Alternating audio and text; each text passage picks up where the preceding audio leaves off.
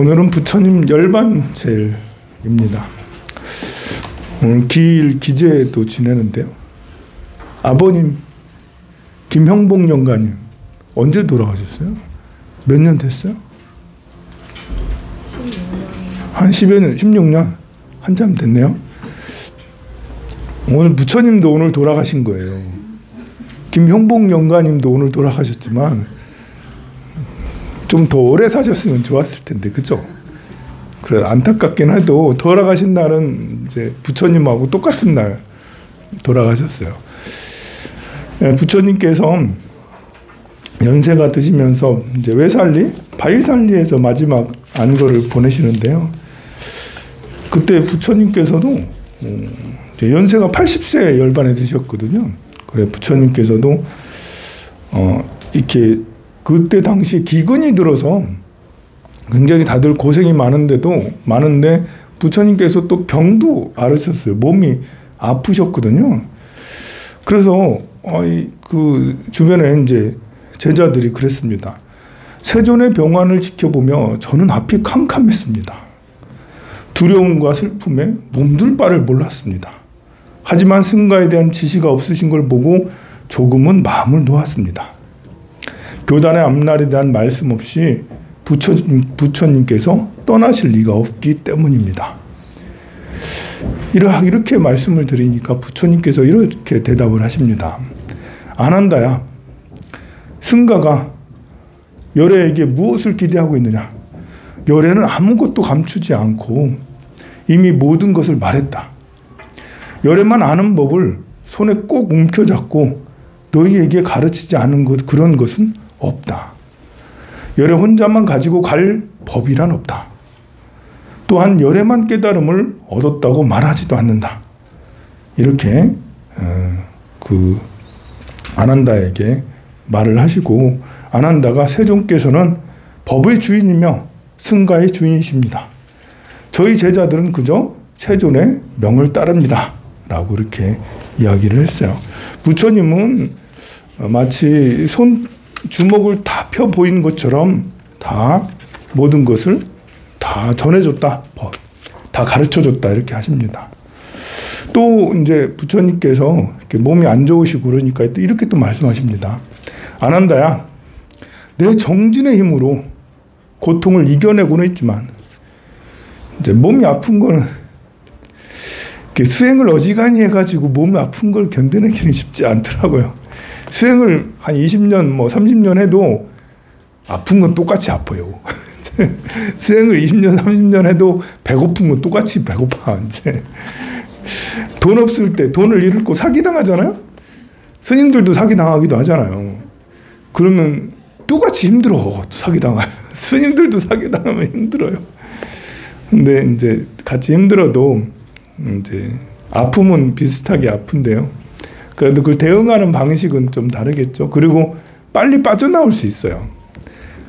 이렇게 마음 공부를 안 하면 이제 몸이 아프거나 암 걸렸어, 암 3기 4기예요. 또 아니면 이렇게 큰 돈을 잃었어요. 아니면 누군가한테 이제 관계가 나빠서 비난받아 그렇게 했을 때 이제 마음 공부를 안 한 사람은 굉장히 오랫동안 그것 때문에 괴로워해요. 받아들여지는 게 다른 거죠, 이제. 근데 그 마음 공부를 한 사람들은 처음에 힘들지만 금방 이제 빠져나올 수가 있죠. 부처님께서 이렇게 말씀하십니다. 아난다야, 그렇게 고통을 이겨내고 있지만 내 나이 80이다. 이제 내 삶도 거의 끝나가고 있구나. 여기저기 부서진 낡은 수레를 가죽끈으로 동여매 억지로 사용하듯 여기저기 금이 간 상다리를 가죽끈으로 동여매듯 억지로 지탱하듯 아난다, 내 몸도 그와 같구나. 그러자 이제 아난다가 부처님이 계시지 않으면 저희들은 어떻게 누구를 믿고 무엇에 의지합니까? 라고 하자 여기서 부처님께서 아주 중요한 마지막 유언을 이렇게 하시죠. 아난다여, 너 자신을 등불로 담고 너 자신에게 의지해라. 너 자신밖에 다른 것에 의지하지 말고 오직 너 자신에게 전념하라. 법을 등불로 삼고 법에 의지해라. 법을 떠나 다른 것에는 매달리지 말라라고 이렇게 말씀하셨어요. 법을 등불로 삼고 법에 의지하라. 이제 부처님의 가르침이 법이죠. 이제 법 안에는 부처님도 포함이 되죠. 부처님의 가르침이니까 부처님이 법 안에 포함이 돼요.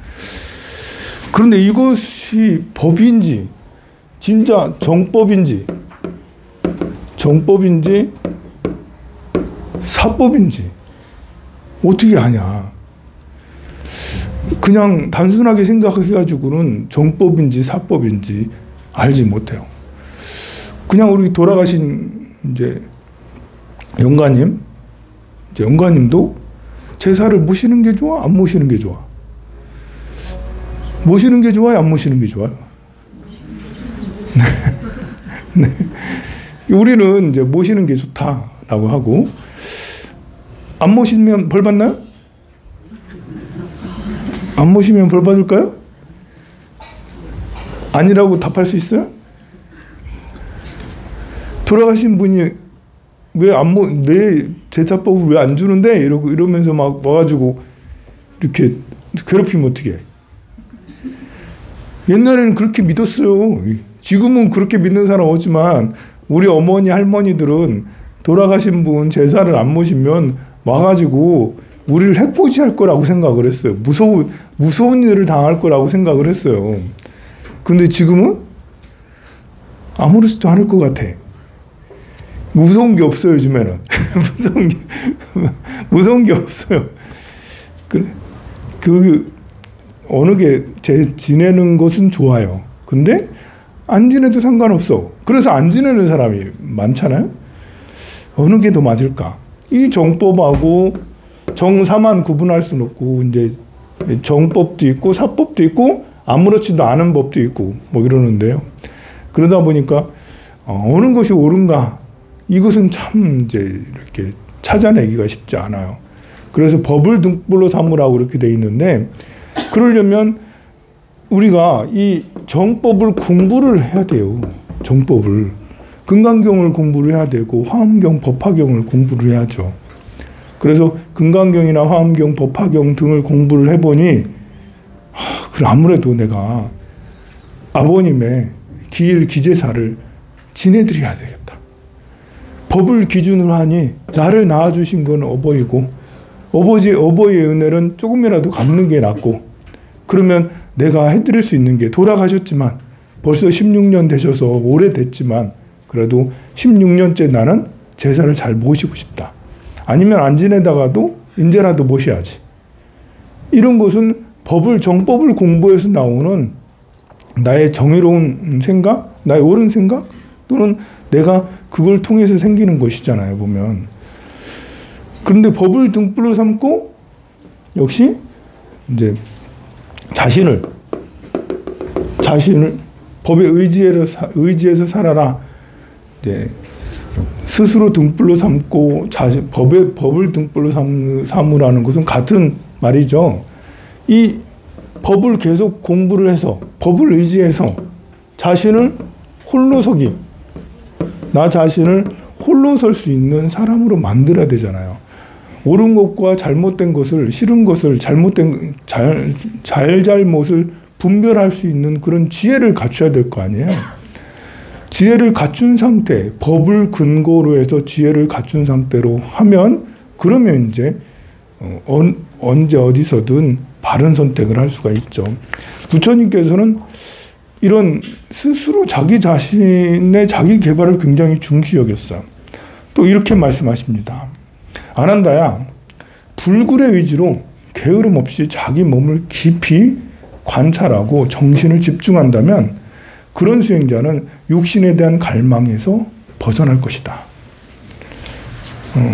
자기 자신을 게으름 없이 깊이 관찰하면 육신에 대한 갈망에서 벗어날 것이다. 우리가 대체로 잘못된 선택을 많이 하게 되는, 그러니까 법을 중시 여기지 않고 이게 착각하거나 다른 선택을 하는 것은 이 몸 때문에 그러는 경우가 많아요. 몸에서 일단은 식욕, 더 맛있는 걸 먹어야 된다, 남보다 더 좋은 걸 먹어야 된다, 그리고 성적 욕구, 식욕과 성욕 이런 것들 때문에 마음이 그쪽으로 쏠려가요. 그리고 몸에 있는 제욕, 재물이 다른 게 아니에요. 이제 좋은 옷 입고, 옷을 좋은 옷 입고, 잠을 좋은데 자고, 내 것을 가져야지 내가 안전하잖아. 내 몸이. 여러분들이 전쟁이라도 나고 막 이렇게 하면 빨리 피해야 되는데, 돈이 있어야지 뭐 피하고, 돈이 있어야지 내가 옷을 방탄복도 입고 막 그렇게 하잖아요. 보면 총을 구해도 돈이 있어야지 구하고, 그렇게 해서 내가 물건 소유에 대한, 몸이 있으니까 자꾸 소유에 대한 생각을 자꾸 하게 되는 거예요. 이런 등등의 생각은 나를 어리석게 번뇌하게 만들고 그렇게 하죠. 그래서 이런 자기 몸을 깊이 관찰하면 육신에 대한 갈망에서 벗어날 것이다 라고 하셨어요. 느낌과 마음과 법에 대해서도 마찬가지다. 이것이 자기를 등불로 삼고 법을 등불로 삼는다는 것이다. 이것이 자기를 의지하고 법을 의지한다는 것이다. 안 한다요? 현재도 마찬가지고 내가 떠난 뒤에도 마찬가지다. 열애의 가르침에 따라 이렇게 수행하는 자가 있다면 그가 곧 열애의 참된 제자요 참다운 수행자다. 부처님은 부처님의 가르침대로 수행하는 사람들을 참다운 수행자라고, 부처님의 이 사람이 참다운 열애라고 그렇게 말씀하세요. 이게 사실 어렵기 때문에 그래요. 이렇게 부처님이 안 계시고 가시고 나면 어떻게 마음을 다 잡을 수 있을까? 무엇에 의지할까? 세상은 위험이 너무 많아요. 안전한 것 같아도 우리는 요즘에 자본, 이렇게 집값이 너무 비싸. 우리만 비싼 게 아니에요. 우리만 이제 서울 경기도 쪽으로 가면 10억씩 하죠. 아파트 한 채.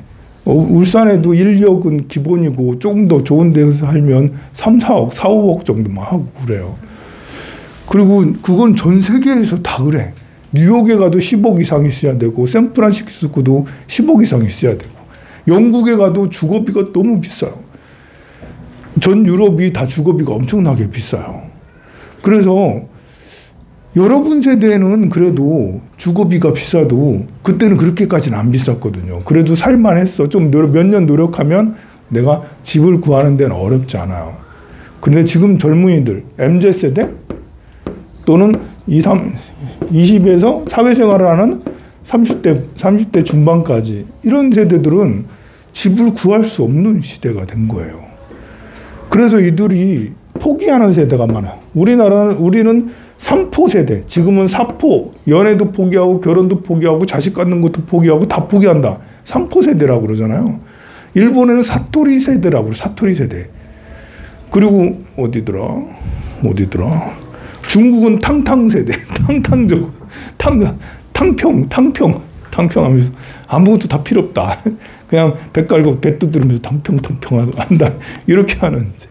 그래서 이 세대들이 20, 30대 세대들이 낀 세대라고 하면서 집을 구할 수 없고 무기력한, 그래서 아무것도 하지 않겠다는 무기력한 사람들이 정말 많아요. 이게 사회적 현상 중에 하나잖아요. 그리고 그런 것뿐만 아니라 지금 캐나다 이렇게 보니까, 캐나다 뉴스 보니까 캐나다는 요즘에 자동차 도둑놈이 그렇게 많대. 전 세계에 돌아다니는 왜 훔친 차들의 한 30-40%가 캐나다에 산이래. 캐나다는 지금 사람들이 차를 그냥 주차를 아무 데나 해놓을 수 없어요. 왜 전자키가 있잖아요. 1분 만에 그게 뚫린대. 그게 가지고 툭툭툭 작업해서 바로 해가지고 그거를 이제 해외에다 갖다 판다라는 것이지. 그래서 국제 어느 경찰 이런 데서 캐나다에 경고를 했어. 너네들 왜 이렇게 많이 해외에 이제 불법으로 유출시키냐고. 주로 이제 아프리카라든지 중동이나 이런 데에서 소비를 많이 하거든요. 그런 차들을. 그래서 내 재산도 차도 금방 이제 이렇게 눈 깜짝할 사이에, 아니 사람이 타고 있는데 여자가 타고 있잖아요. 문 열고 내리게 한 다음에 지가 끌고 가고 막 이래요. 그 정도로 심하다라는 거예요. 너무 무섭다라는 거예요. 사회가 얼마나 무서워. 그러면 여러분들이 그러면 야 무섭잖아. 그런 세계에 살고 있어요. 우리나라는 그래도 그 치안이 그래도 안전하죠. 그 뉴욕에 보니까 뉴욕에는 쥐 잡는 사람이 연봉이 2억이야. 세상에 쥐 잡는 사람이 연봉이 야 무슨 2억이나 연봉을 주고 뉴욕에 가서 쥐 잡는 걸 쥐 잡는 뉴욕 자체가 연봉이 높아요. 이제 우린 생활비가 엄청 아니 그 주거비만 해도 한 달에 500만 원, 600만 원 한 달에 좀 뉴욕에 비싼 데는 주거비가 800만 원이고 그래 한 달에. 그러니까 자체가 비싸. 왜냐하면 미국은 자체가 이제 8만 달러가 넘었죠. GDP가 1인당 GDP가 8만 달러가 넘었어. 그러다 보니까 임금이 엄청나게 높아져서 우리 사회가 참 힘든 사회가 뭐냐면 우리의 최저임금은 200만 원이잖아요.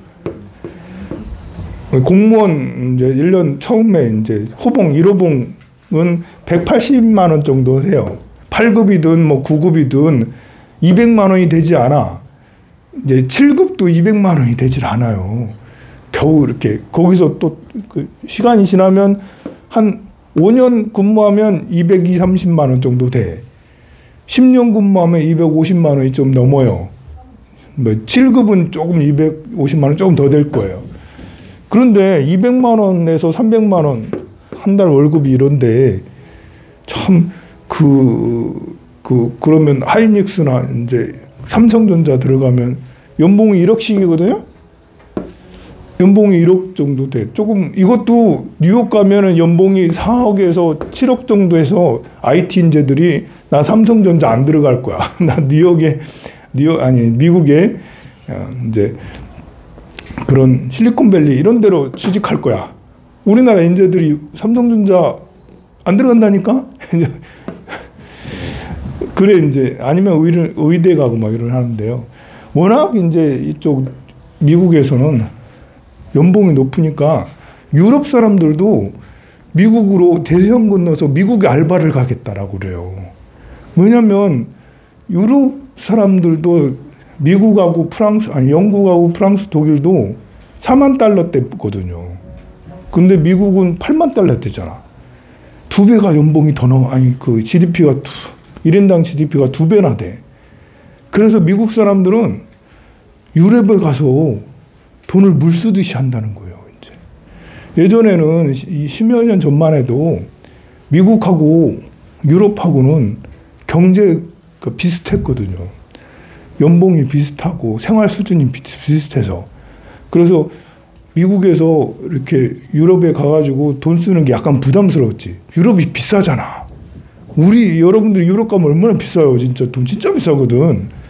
그런데 10년 사이에 미국하고 이제 유럽하고는 2배 차이가 났어요. 그래서 야 너무 싸다. 이제 미국 사람들이 유럽 가보니까 너무 싸다. 이래가지고 가가지고 마구 쇼핑하고 마구 여행 다니고 막 그래요. 이제 그런 것들 때문에 우리나라에도 이 영향을 받아서 200~300만 원 받는 사람, 또 연봉을 1억, 2억씩 받는 사람, 이 차이가 너무 똑같이 사람은 다 똑같잖아요. 뭐 다른 게 뭐 있어요. 머리가 좀 좋고 좋은 학교 나오고 이런 차이밖에 없잖아요. 보면. 그러니까 사고 싶은 소비 욕구는 똑같아.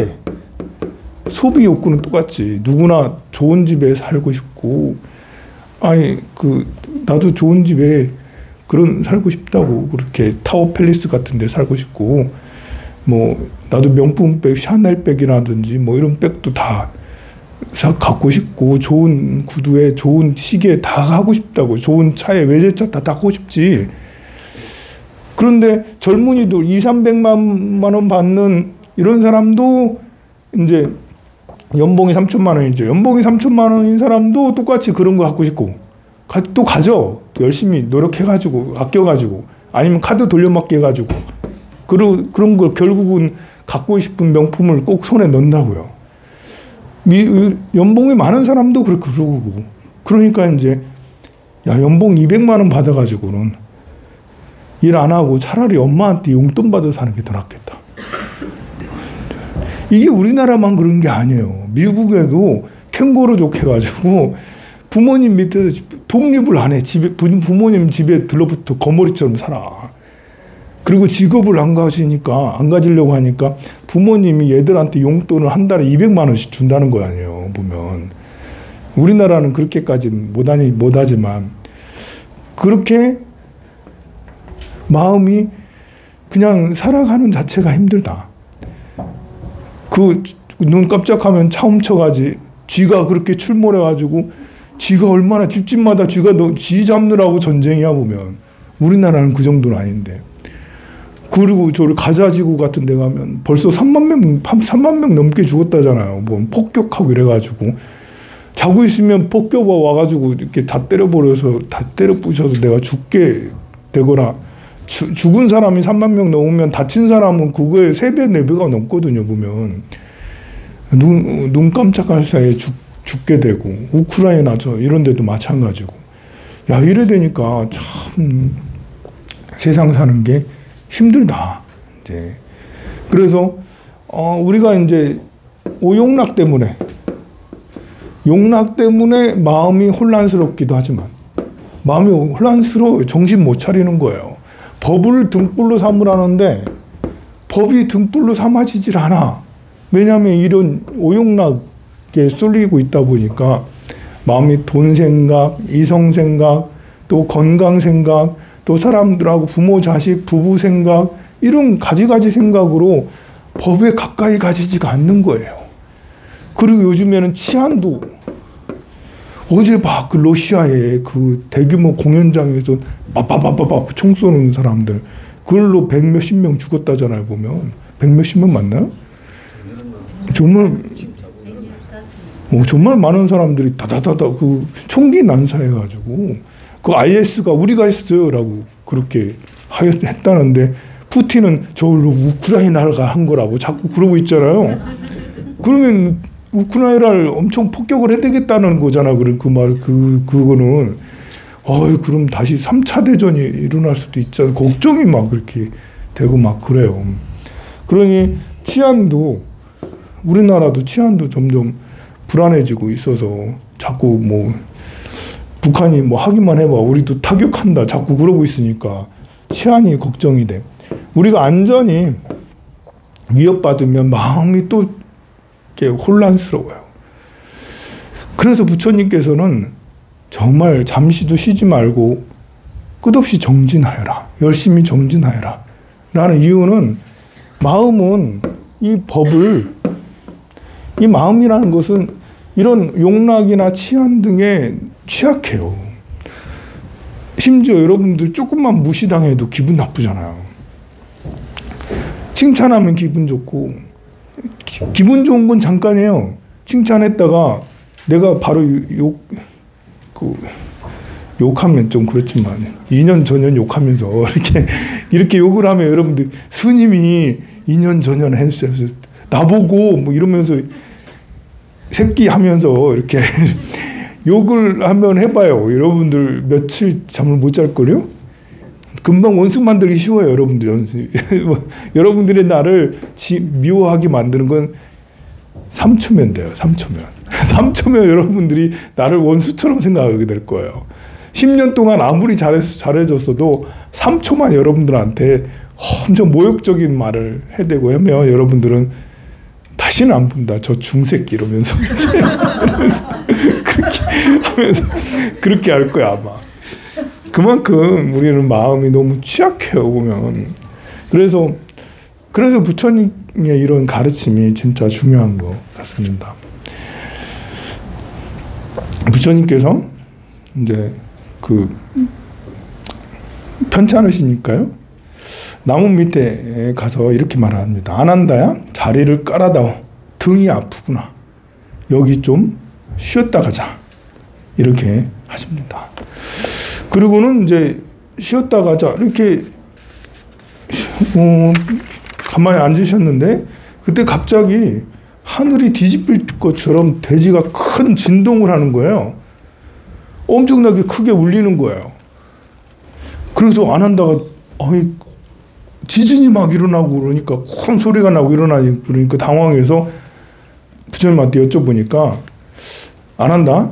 나는 오래지 않아 멸도할 것이다. 이렇게 이제 부처님께서 하시는 거예요. 부처님이 멸도할 때 열반하실 때 열반한다라고 이렇게 할 때 대지가 크게 진동하게 되거든요.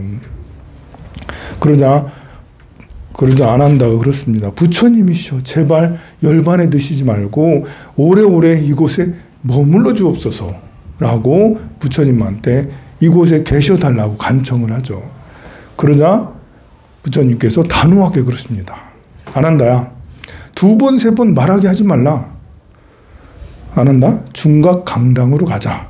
라면서 법을 막 설하십니다. 이렇게 설하셔요. 여러 가지 말씀을 하시고는 사성제, 팔정도, 사념처, 사위단, 사신족, 오근, 오력, 칠각의 이런 것들을 다 말씀하시면서 비구들이여 열애의 가르침을 잘 기억하고 잘 헤아리고 잘 분별해 그에 맞게 부지런히 수행해야 한다. 세상은 더덥고 무상하다.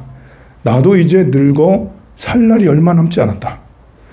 그대들 스스로 잘 닦아 나아가도록 해라. 눈물을 거두라. 슬퍼하지 말라. 사람이건 물건이건 한 번 생겨난 것은 끝이 있기 마련이다. 변하지 말고 바뀌지 말라고 아무리 애원해도 그건 이루어질 수 없는 일이다. 그대들에게 늘 말하지 않았는가? 은혜와 사랑은 더덥고 한 번 모인 것은 흩어지기 마련이라고. 이 몸은 내 소유가 아니며 목숨은 오래가지 않는다고.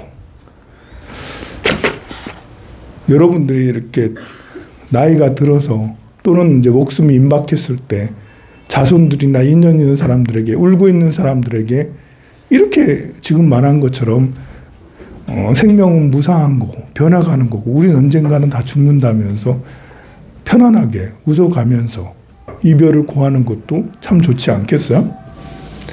여러분들이 나 살고 싶은데 나 더 살게 해줘. 얘야 나 좀 더 살고 싶다니까.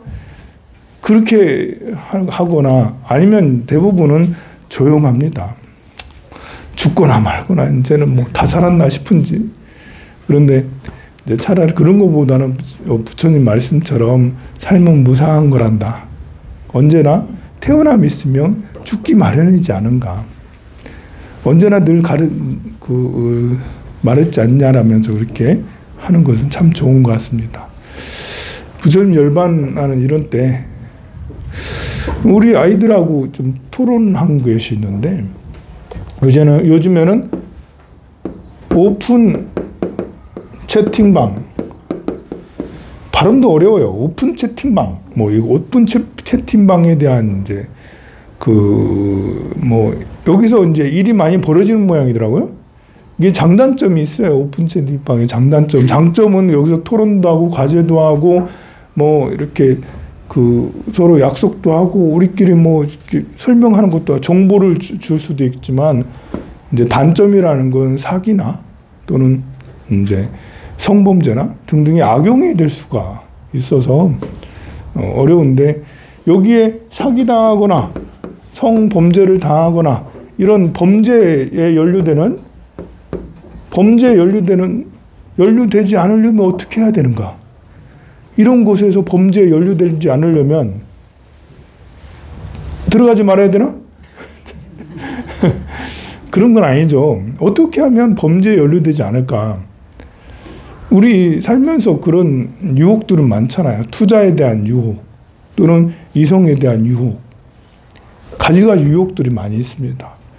저한테 이제 언제 다시 남자 생겨요?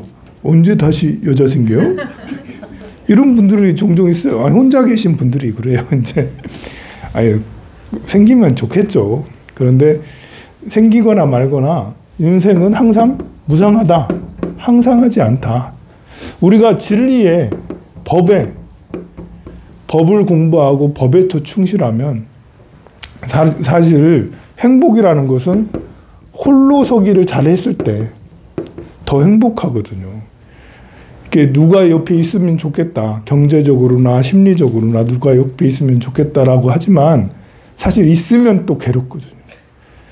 옆에 있으면, 없으면 아쉽고 없으면 옆구리 시렵지만 있으면 엄청 힘든 거예요. 또 있어도 좋은 사람이 있을 수 있죠.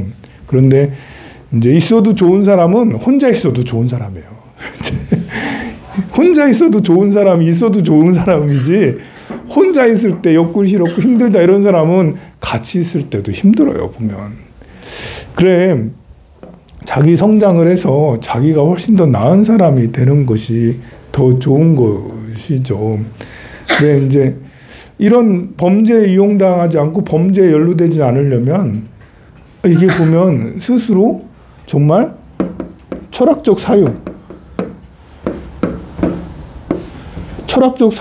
같은 것이, 법에 의지하는 이런 것이 부처님 법의 진리의 가르침에 합당하려고 굉장히 노력을 하는 것이 중요하죠.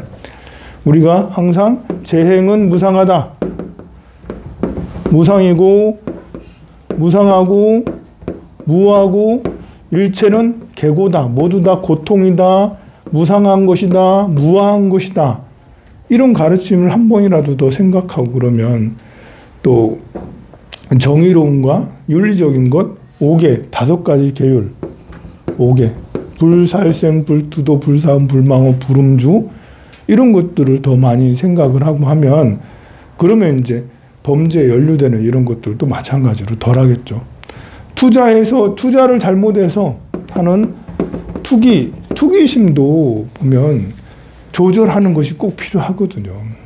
그래서 투자를 하더라도 이렇게 스스로 공부를 해서 투기를 해서 2배, 3배라는 거 있을 수가 없는 것이다. 특히 요즘 같은 시대에는 더 어렵잖아요. 그러니까 자본에 대한 이해, 금융에 대한 이해 이런 것들도 같이 있어야지, 이걸 모르면 금융이나 자본에 대한 이해를 못하면 투기자가 돼요. 한 번씩. 우리는 12년에 한 번씩은 투기를 하고 싶은 욕구가 일어나요. 12년에 2년 정도는 투기심이 막 일어난다. 아무리 안정적인 생각을 가지고 있는 사람들이라도 차곡차곡 하는 사람이라도 12년 중에 2년은 유혹이 생겨요. 투기심이. 그거는 어떻게 잠재우겠어요? 내가 지적인 그걸 잠재울 수 있는, 알아야 돼요. 알아야 이 금융이나 경제에 대해서 제대로 알아야지 이것은 잘못된, 이건 아니지. 이것을 내가 스스로 조절할 수가 있거든요. 모르면 그때 하게 될 때 12년에 2년 정도는 투기심이 일어나기 때문에 조절을 못하게 되는 거예요.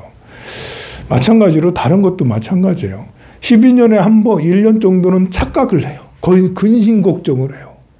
괜히 고민스럽고 근심 걱정이 심해. 오해를 한다는 말이에요. 10년에 한 해 정도는 상황이나 사람에 대한 오해가 커요. 그럼 오해하지 않으려면 어떻게 하겠어요? 오해한다는 것은 저 사람이 좋은 사람이라고 착각하는 것도 오해를 하는 거예요.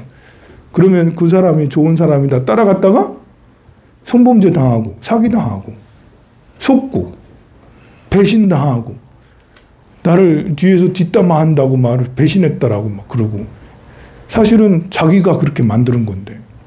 그래, 억울하다고 하는 것들도 그런 때 생기고 막 그러거든요. 그런 건 어떻게 그런 것에 빠지지 않겠어요? 어떻게 해야 될까요? 역시 내가 제대로 알아야 돼요. 내가 착각을 할 수 있다라는 걸 알아야 되겠죠. 오늘 부처님 열반제일, 또 우리 기일날 기제를 지내는 분도 있고, 부처님을 통해서 열반의 의미를 다시 한번 쓰겠습니다. 오늘 기일 있는 영가를 위해서 천도 이어서 하도록 하겠습니다. 성불하세요.